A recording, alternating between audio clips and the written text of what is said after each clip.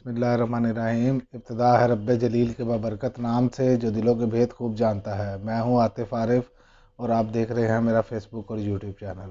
ناظرین، پچھلی ایک ساتھ میں ہم نے بات کی حضرت خدیجہ سے جو نکاح کا پیغام بھیجا نبی کریم صلی اللہ علیہ وسلم نے کی ذات مبارکہ نے، اور جو ان کے چچا پیغام لے کر گئے اور اس پر نکاح جو ہے وہ ہو گیا، اور آپ نے مہر میں 20 اونٹ اس وقت دیے، اور حضرت خدیجہ کی عمر اس وقت جو تھی وہ 40 سال تھی۔ اور آپ کو میں یہ بھی بتاتا چلوں، نسب اور دولت اور سوجھ بوجھ کے لحاظ سے حضرت خدیجہ اس وقت سب سے افضل خاتون تھی، اور سب سے معزز خاتون بھی وہی تھی۔ حضرت خدیجہ پہلی خاتون تھی جن سے رسول اللہ صلی اللہ علیہ وسلم نے شادی کی۔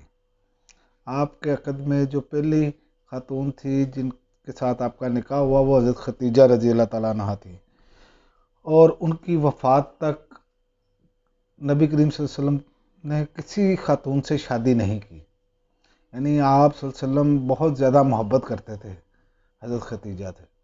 اور حضرت خدیجہ سے ایک واقعہ ملتا ہے کہ ایک مرتبہ حضرت خدیجہ کی بہن آئیں ملنے کے لیے نبی کریم صلی اللہ علیہ وسلم سے، تو آپ صلی اللہ علیہ وسلم کی آنکھوں میں آنسو آ گئے۔ تو اما عائشہ صدیقہ نے پوچھا کہ آپ کی آنکھوں میں آنسو کیوں آ گیا؟ آپ نے فرمایا کہ ان کی شکل سیم حضرت خدیجہ کی طرح ہے۔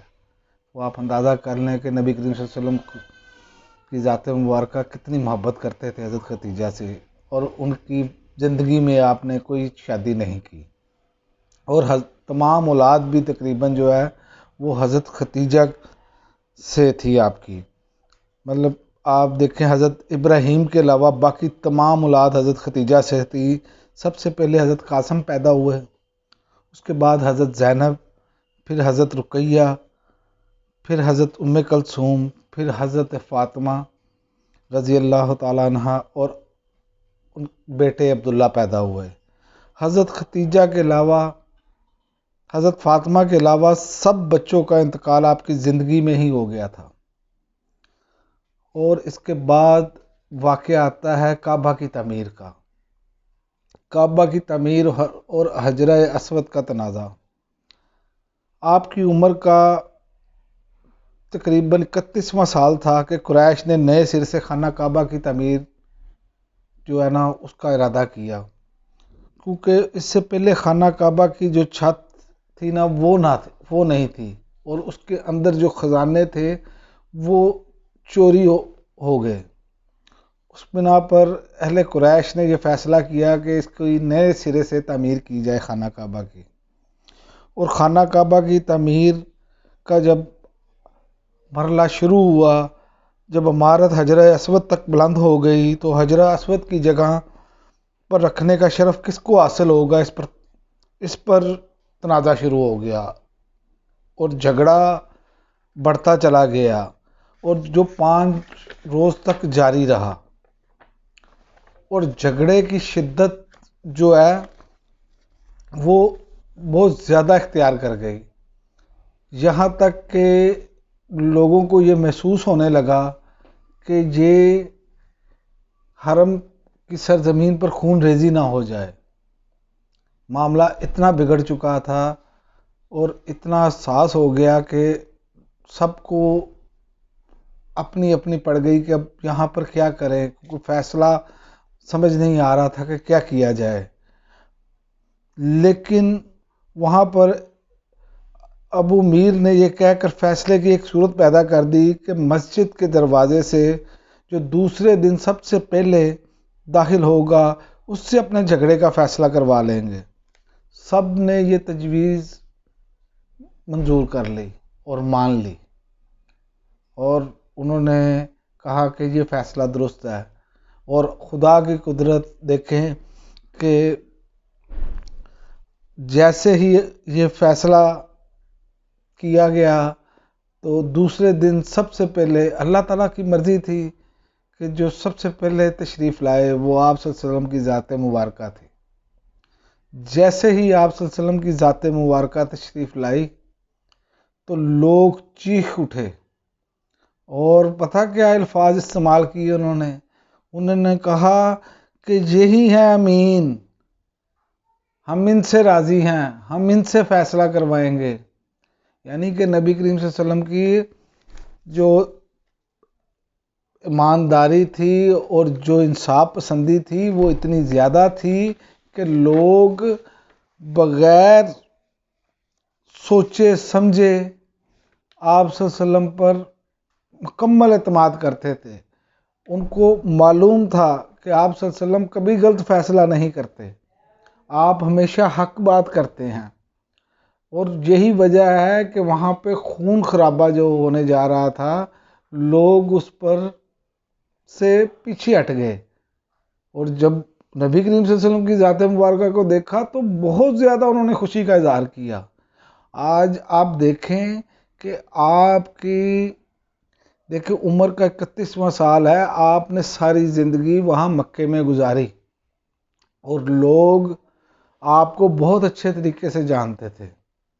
آپ نے تمام زندگی نہ کسی سے زیادتی کی نہ کسی سے، بلکہ جنہوں نے زیادتیاں کی ان کو بھی آپ نے معاف کیا اور ان کے ساتھ بھی حسن سلوک سے پیش آئے.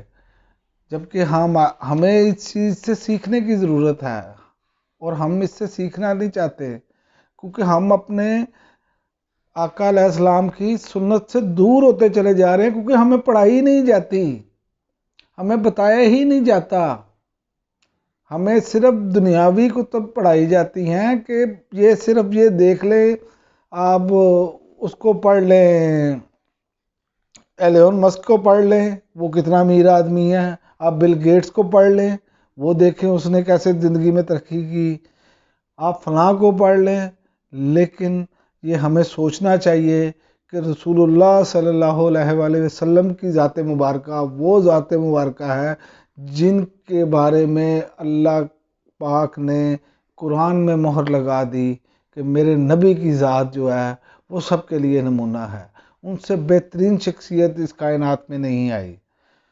اور آپ کی زندگی کا ہر پہلو اللہ تعالیٰ کی ذات نے محفوظ فرما لیا.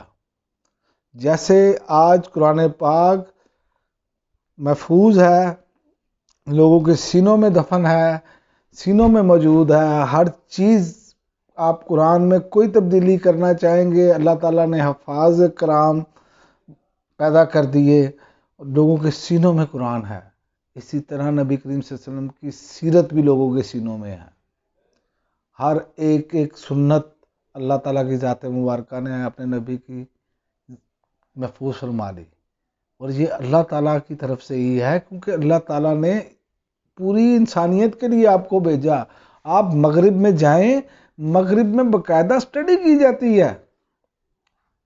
آپ نے دیکھا وہ دی 100 بک جو اس نے لکھی، اس بندے نے جو سٹارٹ میں الفاظ استعمال کیے نا شروع میں، وہ اس نے کہا کہ میں تمام تر تعصب کے باوجود، تمام تر مطلب کہ وہ کہہ رہا ہے کہ میں اپنے اندر کا جتنا تعصب ہے اس کے باوجود یہ مجبور ہوں کہنے پر کہ نبی کریم صلی اللہ علیہ وسلم کی ذات مبارکہ نمبر 1 ہے.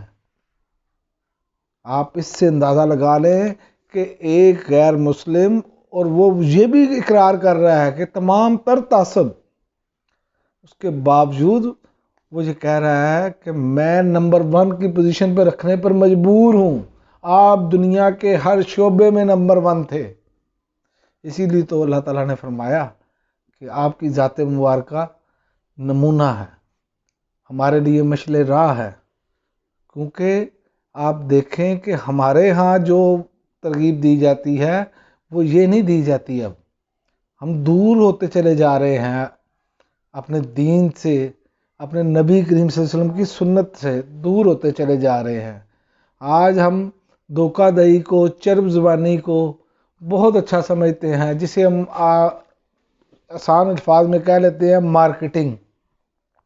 مارکیٹنگ کا جو لفظ استعمال ہوتا ہے، مارکیٹنگ میں آپ کوئی چیز بیچنے جاتے ہیں تو آپ دیکھیں اس میں کیا کرتے ہیں، آپ اپنی چیز کو ایک بڑھا چڑھا کر پیش کرتے ہیں، جبکہ نبی کریم صلی اللہ علیہ وسلم کی یہ تعلیمات ہی نہیں تھی. نبی کریم صلی اللہ علیہ وسلم کی جو حضرت ختیجہ کا تجارت کا مال لے کر گئے، انتہائی ایمانداری سے اس کے تمام پہلو جن کو بیچا گیا مال ان کو بتایا گیا، اور یہی گواہی ان کے غلام نے دی کہ یہ تمام چیزیں جو موجود تھی وہ انہوں نے ایمانداری سے بتائی لوگوں کو، اور اللہ تعالیٰ نے ایسی خیر و برکت ڈالی۔ واہ، ہمارے سامنے ایک مثال ہے۔ اور حضرت ختیجہ خود فرماتی ہیں کہ میں نے ساری زندگی ایسی خیر و برکت نہیں دیکھی۔ تو یہ رسول اللہ صلی اللہ علیہ وسلم کی جو ذات مبارکہ ہے، یہ دیکھیں کہ آپ جو ان کے بہت زیادہ بعد میں مخالف بھی بنے اعلان نبوت کے بعد، یہ وہی لوگ ہیں جو اس وقت بھی صادق اور امین کہہ رہے تھے اور بعد میں بھی انہوں نے تسلیم کیا۔ آگے اگلی ساتھ میں آپ کو بتاؤں گا کہ نبی کریم صلی اللہ علیہ وسلم کی ذات مبارکہ نے یہ جھگڑا کیسے ختم کیا اور کیا دانش مندی دکھائی۔ اس پر پھر آخر میں بات کریں، اگلے ویلاگ میں بات کریں گے، کیونکہ یہ ویلاگ لمبا ہو جائے گا، تو انشاءاللہ تعالیٰ اگلی قسط میں بات کرتے ہیں۔ اب تک کے لیے اجازت دیجیے۔ اللہ حافظ۔ پاکستان زندہ باد۔